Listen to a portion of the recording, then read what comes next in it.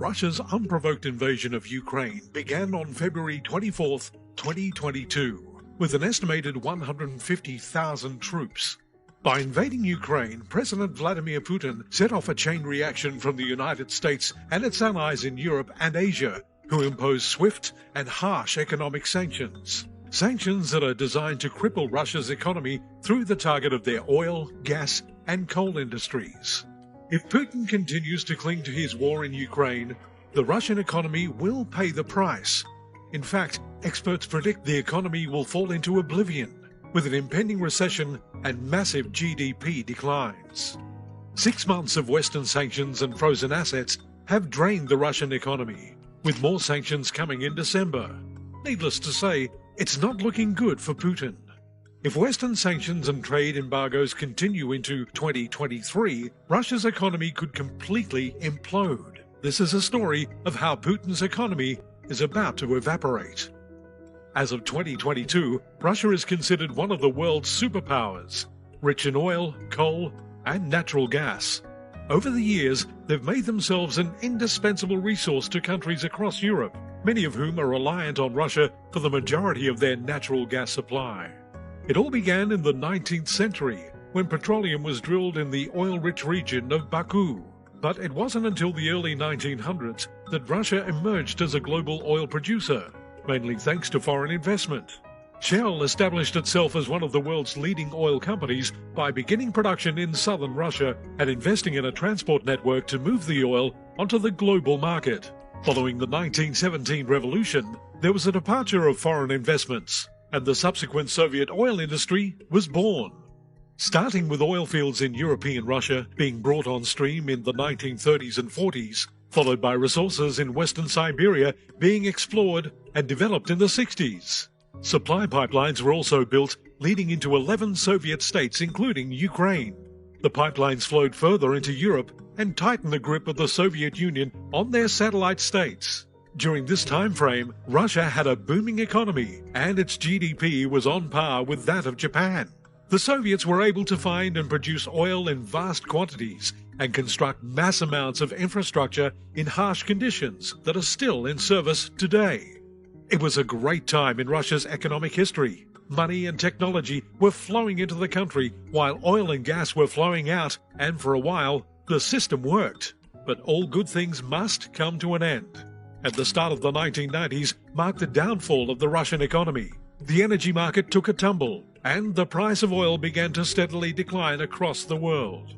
Suddenly, the Kremlin, which is a fortified complex within the city of Moscow, was in desperate need of foreign money. This ultimately led the Russian oil industry to become privatized and owned by a small number of powerful people. This decision resulted in a backlash from the Russian people as they were experiencing an economic collapse, which they blamed on the oligarch of politics. What this instability leads to is the rise of one Vladimir Putin. By the time Putin came into power, the price of international oil had risen, and Russia found its footing as an economic power in the 21st century. It's Russia's wealth of natural resources that has kept its economy strong over the past decades. With the largest natural gas reserves in the world, Russia is the biggest exporter of natural gas and one of the top 3 biggest exporters of oil. In 2021, revenue from oil and natural gas made up 45% of Russia's federal budget. That's almost half of their federal budget. An economy based on the exports of oil and natural gas cannot prosper forever because they are cyclical assets. The price of oil and natural gas will not always be high, and when it drops, the economy suffers, just as it did during the 1990s in Russia. Over the years, Russia and Europe have struck trade deals which have led to Europe importing 40% of its natural gas from Russia. Germany and the UK are especially dependent on Russia's supply to power their countries. Prior to Putin's unprovoked invasion of Ukraine, Russia's economy was extremely strong. In 2020, they had the number 11 economy in the world by nominal GDP. Revenue data from 2019 shows crude oil as Russia's biggest export, accounting for $123 billion. Gas made up $23.6 billion, and coal $17.6 billion. China was the leading destination for their exports in 2019, taking 14.9% of the total value. followed by the Netherlands at 7.4%, the UK at 6.9%, Germany at 5.5%, and Belarus at 4.7%.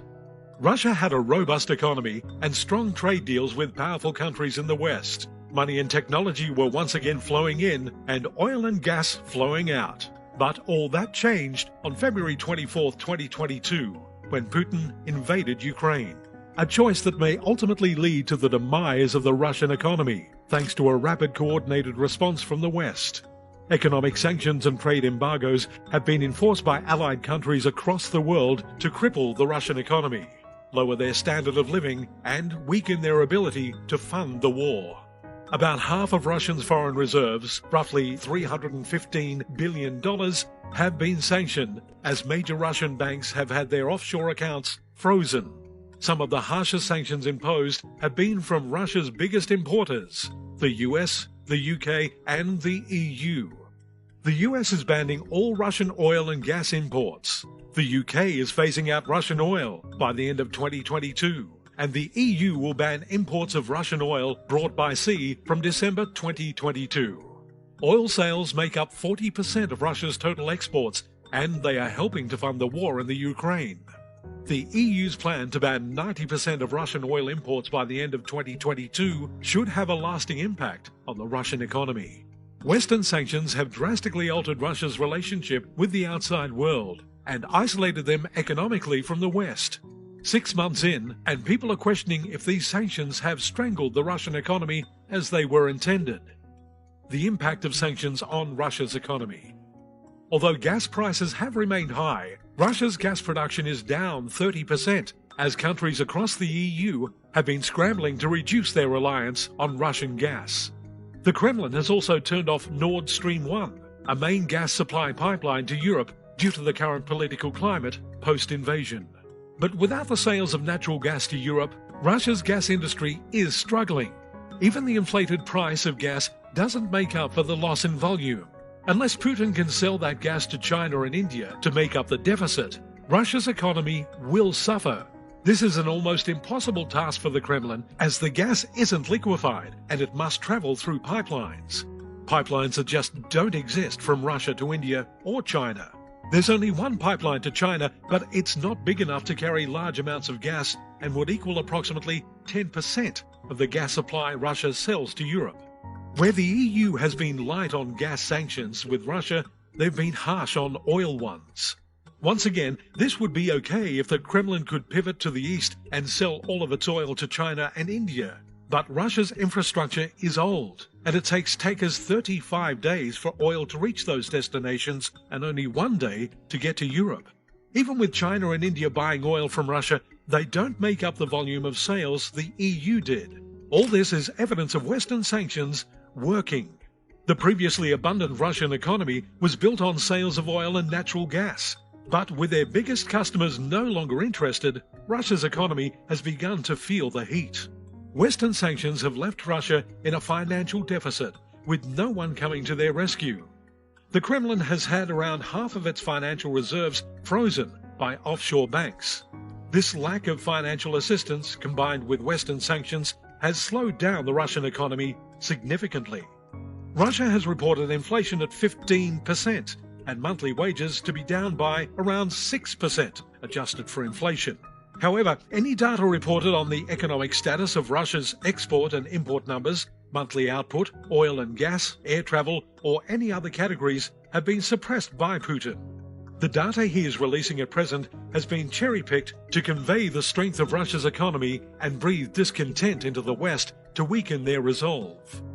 It's also important to note the ruble is a managed currency. There's pretty much no market for it outside of Russia. This is the reason it hasn't fallen as it would have otherwise. Trade embargoes have also had an adverse effect on Russia, impacting their quality of life and ability to access necessary goods. Food prices have skyrocketed, but pensions and wages have not kept up. Many Russians have been pushed below the poverty line and have been forced to stand in line for humanitarian aid and access to basic necessities.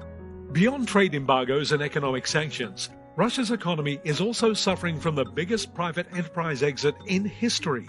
almost 1,200 multinational corporations have pulled out of the country since the war began. Big names like McDonald's, Apple, Visa, MasterCard, and Starbucks have shut down operations and closed their stores across Russia.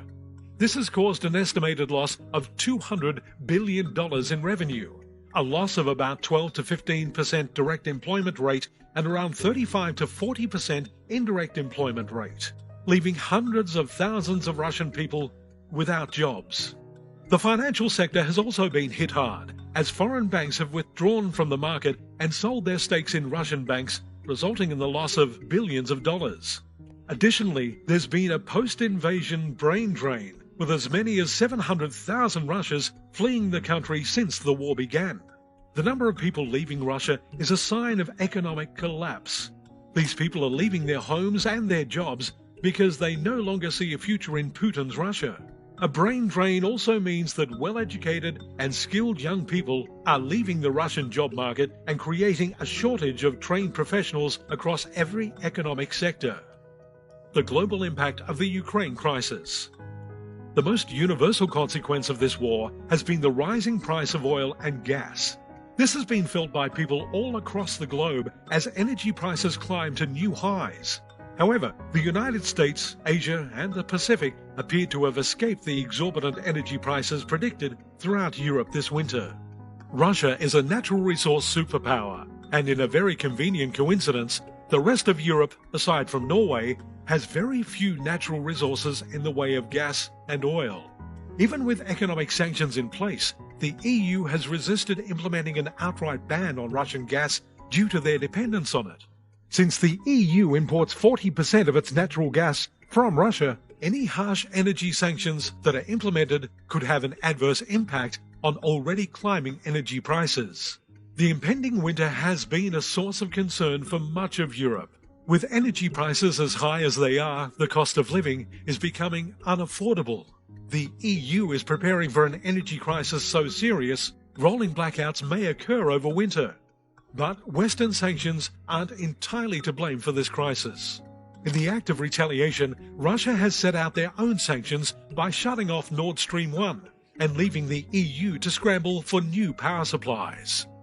Germany has already moved ahead with creating liquefied natural gas facilities, so they can pick up gas from Norway and the United States. As they've been hit the hardest by the lack of Russian gas flowing into Europe, while they have a solid plan in place, many of their new resources will not be available until 2023, which still begs the question, will Germany have enough gas to get through winter? The current shortfall of gas throughout Europe is approximately 150 billion cubic meters, which have driven energy prices up 8 times the average of the past decade. Gas supply is a particularly delicate balance across Russia and the rest of Europe. As Russia relies on the sale and export of gas to keep its economy afloat, the EU relies on it as their main energy source. The two economies are tied together, and given the unprecedented length of the war and unaffordable gas prices, Europe must find a way to balance economic sanctions and still keep the power running this winter. The future of Putin's economy. Russia's reliance on its energy sector for economic stability is a double-edged sword. The oligarchy of individuals who control Russia's oil, gas and coal industries has become extremely wealthy, but this focus on a singular industry and output has resulted in extreme wealth inequality throughout the country. Although recent years have allowed for a growing middle class within Russian society, the recent economic sanctions and setbacks will result in a rapid decline in Russia's middle class. This could lead to a return to Soviet economic woes and see many Russians fall behind the poverty line. Putin's economy was never going to last forever.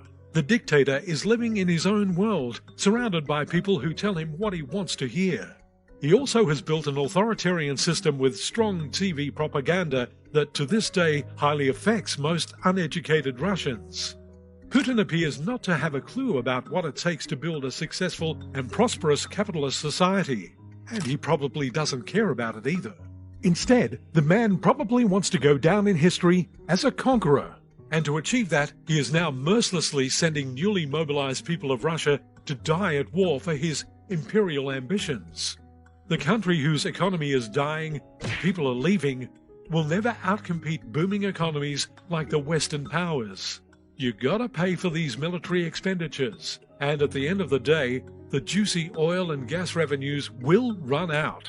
Many similar regimes of the past failed, and hopefully this one will come to an end soon as well. Vladimir Putin's Soviet style of governing has prevented Russia from becoming an economic superpower. The economic catastrophe this war has created will take years to recover from. Recent predictions have said it won't be until 2030 that Russia's economy will return to the prosperity it experienced prior to the invasion of Ukraine. This is assuming multinational corporations and foreign banks choose to return to Russia in a post-war climate. However, the Kremlin's disregard for intellectual property rights and immediate reopening of foreign companies who exited the Russian market provides little incentive for them to ever return. Companies such as McDonald's have been reopened and funded by the Russian government with a different name but offering the same product. This attempt to build a self-sustaining economy is futile at best. Without mass amounts of gas and oil money flowing into the country, the Kremlin won't be able to fund replacing all companies that pulled out of their market. Russia's GDP is expected to drop 11% over the next year, and if the war continues, its GDP may keep declining. Quality of life has taken a hit as well due to mounting trade embargoes from the West. Russia only exports commodities, and they have to import almost everything else. Russian imports are down by roughly 60%, leaving the Kremlin scrambling for alternate supplies. The Russian government has had to change regulations to allow the sale of vehicles without airbags and anti-lock brakes, as they're almost impossible to produce. It is safe to assume that this will not be the only adjustment made to account for the lack of resources within the country. If Western economic sanctions and trade embargoes continue, Russia's economy will collapse. Although gas sanctions have been few and far between, countries within the EU have already begun seeking out alternative sources of energy and investing in the infrastructure to make this possible. There are already plans in place across the EU to phase out Russian energy entirely over the next few years, a strategy that would land a devastating blow to the Kremlin's biggest industry. A complete ban on Russian energy from the West would result in a 20% decrease in Russia's economy, which would truly cripple their most important economic sector. A weak Russian economy will do more than lower the median wage and cause a decline in GDP. It will also weaken Russia's principal instrument of international influence and deepen American and European economic ties. This, combined with trade embargoes barring Russia from getting hold of key technologies, will result in the superpower moving backwards. It's impossible for Russia to stay on the cutting edge of technology without importing certain pieces crucial to its development. Additionally, military technology trade embargoes can also prevent Russia from obtaining key components for their pre-existing military equipment, which would have potentially catastrophic consequences for their war in Ukraine. The loss of Russia's educated elite will also make it much harder for the Kremlin to rebuild a competitive economy. Without any qualified specialist in arts, engineering, science and technology, the country will struggle to recover from this economic disaster. As a natural resource superpower, Russia still holds the keys to Europe's current energy crisis, but the political climate has made their economic ties impossible to navigate. If Putin continues his war on Ukraine, he risks Russia's entire economy, the well-being of his people, and his own position as head of state. Even if he is able to continue funding this war for the time being, it would be at the expense of the Russian people. Although Russia still wields power over Europe's energy supply, the EU has been quick to find alternative energy resources and begin funding infrastructure to support them. The looming risk of the EU entirely phasing out Russia's energy supply, along with their pre-existing economic sanction packages targeting oil and coal, paint a bleak picture of Russia's economic future.